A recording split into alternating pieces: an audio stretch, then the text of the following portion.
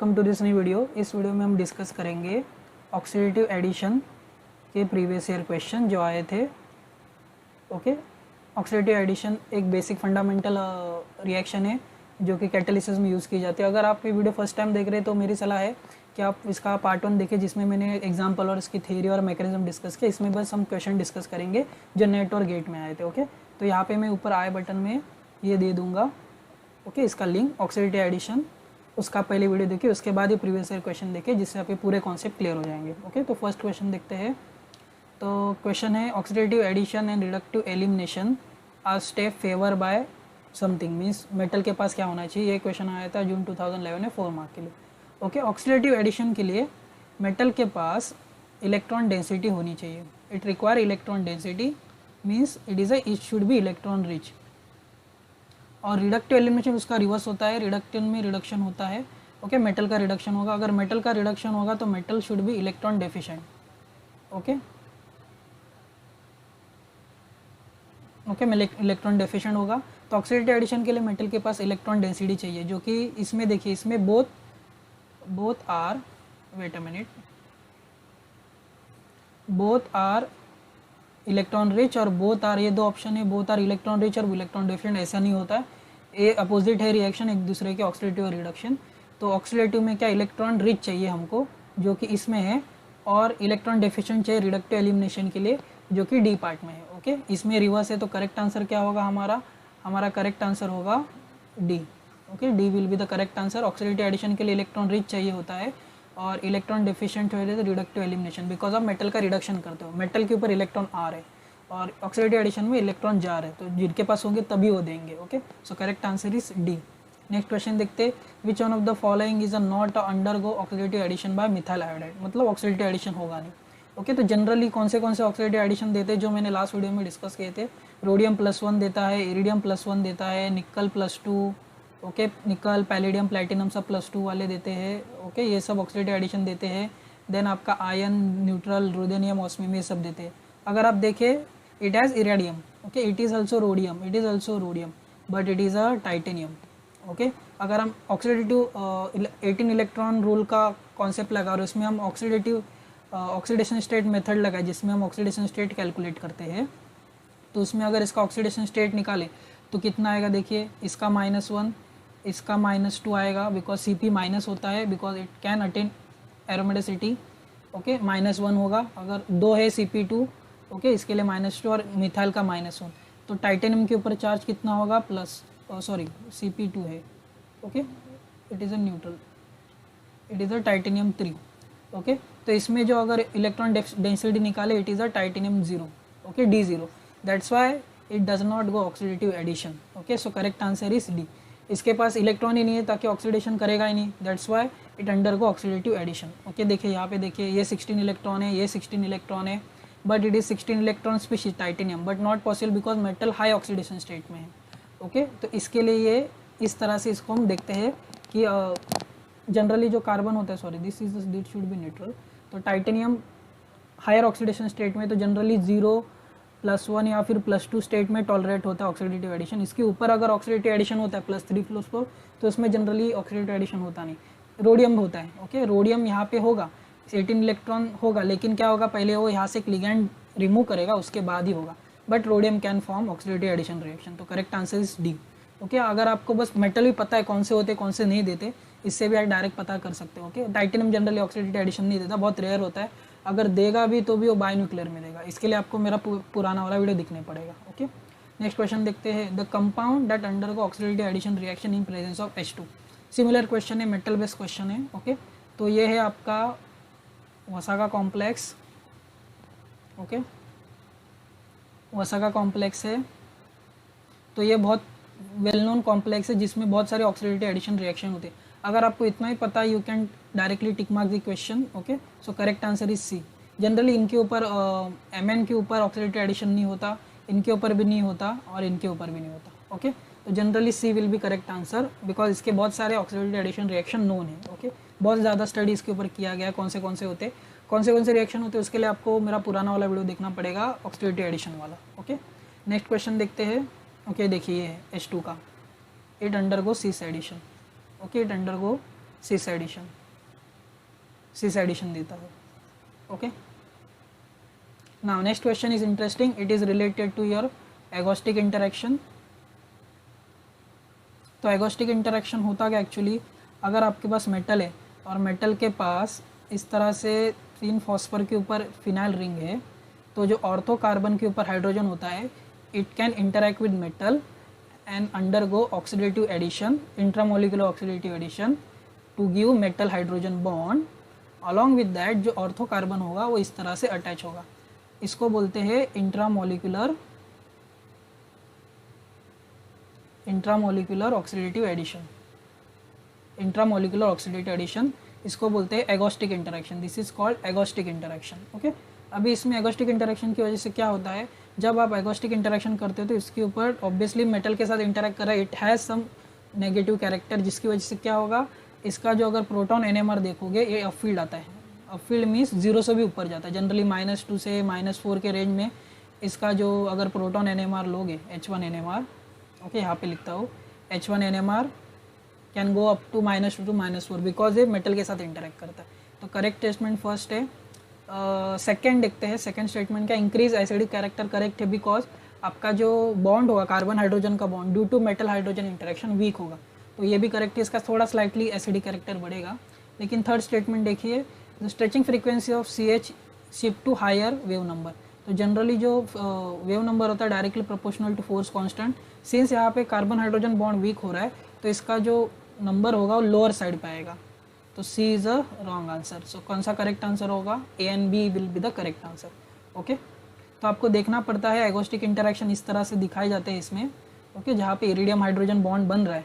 Okay, भले यहाँ पे कॉम्प्लेक्स दिया, लेकिन मैं फिर से बता रहा हूँ, कोई भी अगर इरिडियम या रोडियम वाला होगा तो प्रोटॉन एनएमआर उस केस में उसका बहुत ही अपफील्ड आएगा, TMA से भी ऊपर जाएगा, नेगेटिव में जाएगा। ओके, तो इसका करेक्ट आंसर होगा option C, A and B both are correct. C होगा, अगर यहाँ पे लोअर देते तो तीनों करेक्ट होते, बस आपको कंफ्यूज करने के लिए दिया था। ये क्वेश्चन था जून 2015 में 4 मार्क के लिए। ओके, ये वीडियो थोड़ा मैं फास्ट कर रहा हूँ बिकॉज ऑलरेडी बहुत सारे इसके डिस्कस किए हैं मैंने अपनी पुरानी वीडियोज़ में। ऑक्सीडेटिव एडिशन का पूरा एक वीडियो बनाया, 45 मिनट्स का वीडियो आप देख सकते हैं। वो वीडियो देखने के बाद ये वीडियो देखेंगे आप तो आपको थोड़ा ईजी जाएगा। ओके, नेक्स्ट क्वेश्चन देखते हैं। ये डायरेक्ट क्वेश्चन है, ये क्वेश्चन आया था जून 2017 में 4 मार्क के लिए। ये भी डायरेक्ट क्वेश्चन है। ये आपका वसाका कॉम्प्लेक्स, इसको आप मिथाइल आयोडाइड के साथ ट्रीट करते हो वाया दिया SN2 मैकेनिज्म। तो ये पोलार है, सो पोलार गिव ट्रांस एडिशन। तो कहाँ पे आपको ट्रांस एडिशन दिख रहा है, A में दिख रहा है, B में सिस एडिशन है तो B गया, C में भी सिस एडिशन है। आपको मिथाइल और आयोडाइड का ट्रांस एडिशन देखना है और D देखना है। तो अभी हमारे पास ऑप्शन है और D का। ओके, दोनों में ट्रांस है, लेकिन आपका जो मॉलिक्यूल है ऐसे के ऐसे रहेगा, there is no change in your structural change, complex structure में चेंज होगा। इसकी वजह से correct answer will be A। आपको बस कंफ्यूज करने के लिए D बनाया, दोनों भी ट्रांस है, लेकिन आपका मॉलिक्यूल ऐसे के ऐसे रहेगा रिएक्शन करने के बाद। आपका जो एक्सेल पोजीशन वहाँ पे CH3 आएगा और नीचे की साइड से आपका I- आएगा। ओके, ये डायरेक्ट क्वेश्चन है, बहुत सारे रेफरेंस बुक में ये जब देते हैं ऑक्सीडेटिव एडिशन का एग्जाम्पल, बहुत सारे बुक में आपको दिया जाएगा। Okay, so correct answer will be A। देखिए, this is will be the correct answer, answer A। या this is another question based on your agostic interaction. Along with that इसको साइक्लोमेटलेशन या फिर ऑर्थोमेटलेशन बोलते हैं, अभी हमने डिस्कस किया था। ओके, पहले एगोस्टिक इंटरेक्शन होगा एक PPH3 के साथ, उसके बाद हीट करोगे तो पूरा ये इंट्रामोलिकुलर ऑर्थोमेटलेशन होगा। तो क्या पूछा, for the following reaction correct statement are oxidation state iridium increases from 1 to 3 I think this should be from 1 to 3। Okay, इसमें ऑक्सीडेटिव एडिशन होता है। ओके, ऑक्सीडेटिव एडिशन तो ऑक्सीडेशन स्टेट इंक्रीज होगा, तो करेक्ट है, होगा। It is a beta hydride elimination reaction, no, इसमें कुछ निकल नहीं रहा है, so B will be the wrong answer. 1 and 2 are both diamagnetic, correct. क्यों, बिकॉज जैसे आप 3D से 4D जाते हो और 4D से 5D जाते हो, 4D और 5D वाले metal whether it is low spin, high spin complex और लो स्पिन कॉम्प्लेक्स, कौन से भी टाइप के आपके लिगैंड हो, स्ट्रॉन्ग फील्ड या फिर weak field, they form low spin complex. Okay, उनकी स्प्लिटिंग बहुत ज़्यादा होती है। ओके, बिकॉज उनके जो ऑर्बिटल होते हैं के 4D और 5D बहुत अच्छे से लिगैंड के साथ इंटरेक्ट करते हैं, जिसकी वजह से डी ऑर्बिटल की स्प्लिटिंग ज़्यादा बढ़ती है। ओके, डी ऑर्बिटल की स्प्लिटिंग ज़्यादा बढ़ेगी मतलब आपका जो कॉम्प्लेक्स बनेगा लो स्पिन बनेगा, जिसकी वजह से दोनों कॉम्प्लेक्स रिएक्शन से पहले रिएक्शन के बाद दोनों डायमैग्नेटिक होंगे। ओके, तो CB भी करेक्ट है हमारा। It is migratory insertion, wrong. So correct answer will be your B, that is A and C will be the correct answer. Okay, A and C will be the correct answer. दोनों भी diamagnetic है. ये 16 electron होता है. Okay, +3 में जाने के बाद 18 इलेक्ट्रॉन बन जाएगा. It should be +3. यहाँ पे +3 होना चाहिए था, नॉट +2.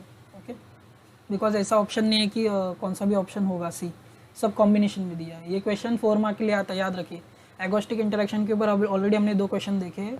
जनरली इरिडियम या रोडियम बेसिक क्वेश्चन पूछे जाते हैं, NMR के रिलेटेड क्वेश्चन, या फिर मीन्स बीटा एडेड होगा, ऑक्सीडेशन स्टेट के रिलेटेड होगा. ओके, तो इसमें करेक्ट आंसर बी, ए और C will be the correct answer. Next question देखते हैं. ये क्वेश्चन रिसेंट है, दिसंबर 2018 में 4 मार्क के लिए आया था. ये मैंने मेरे वीडियो में डिस्कस किया था. अगर आपके पास इपॉक्साइड है, ओके, और आपके पास ऑक्सीडेटिव एडिशन जा रहा है, it form beta oxyl complex, oxolyl complex.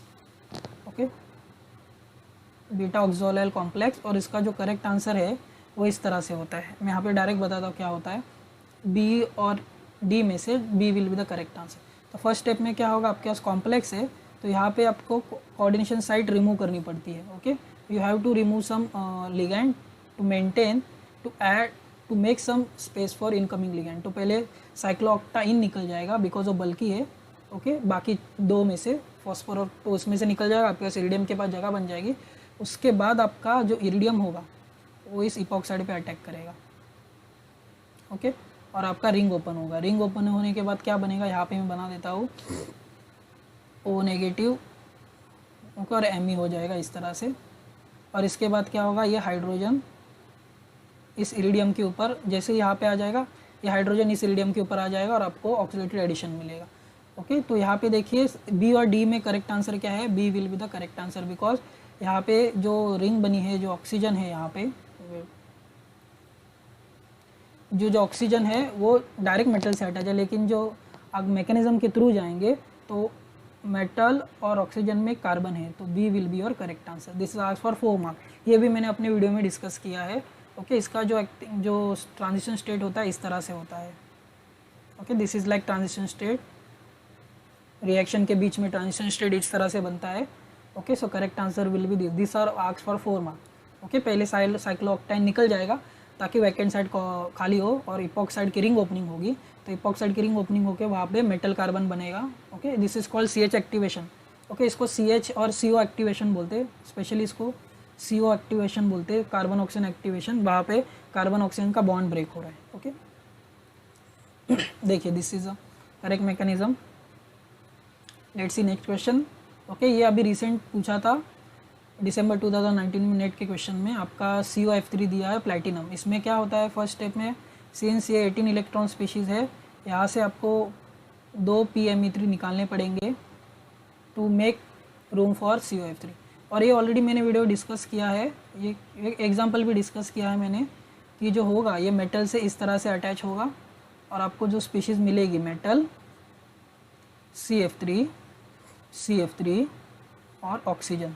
यहाँ पे कार्बन के भी 4 बॉन्ड सेटिस्फाई होते हैं और ऑक्सीजन के 4 बॉन्ड भी सेटिस्फाई होते हैं. Okay, so correct answer will B 2. Okay, यहाँ पे आप 4th और 2nd में कंफ्यूज हो सकते हैं.